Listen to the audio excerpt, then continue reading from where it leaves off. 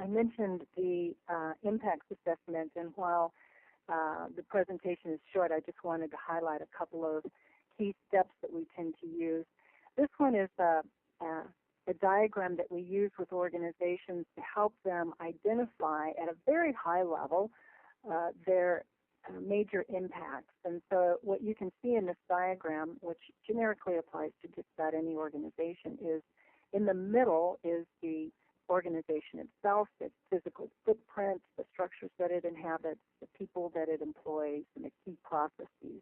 And we have our clients examine those things in light of, how closely it resembles or how closely it approaches sustainability in their current state. And there are things that come into the organization, principally energy, water, materials, and equipment that they purchase to make their products and services. And then there's stuff that comes out the other side, the product and service itself, and any residual matter, which we call waste.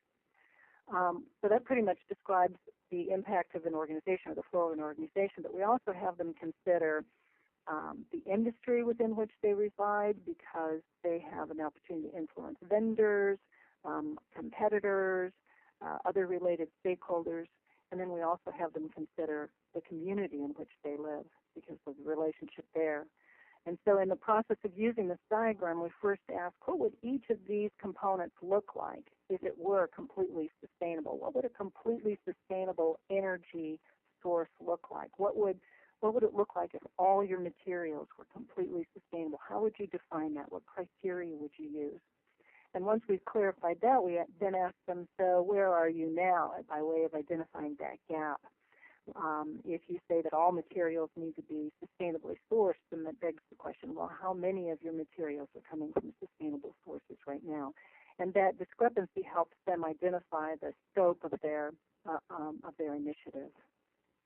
And from there, we take them into basically a backcasting process. If any of you are familiar with the natural step and its principles, this is a convention that is born of that philosophy. And it is a process of saying, now that you've created a vision of where you want to be for each of those areas, what is the ultimate goal? And I've got an example here of saying, for example, in the area of energy, we want to be greenhouse gas neutral. We might say 100% renewable sources, whatever the ultimate goal is. And again, that might be 20 years out, a long-term goal.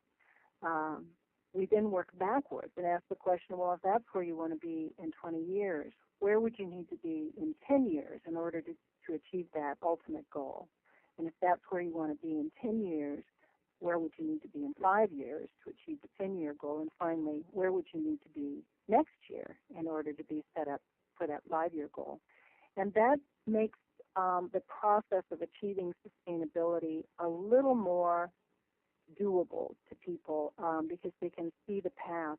It also assures, and this part is very important, it also ensures that you're on the path towards sustainability.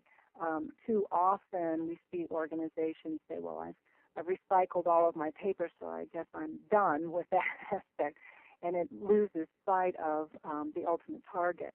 So this backcasting process helps people identify not only where they're going to go, but lays out some steps and some paths for them to achieve them. So that's the basic approach. I'm trying to be mindful of time. I think I did that within my time limit.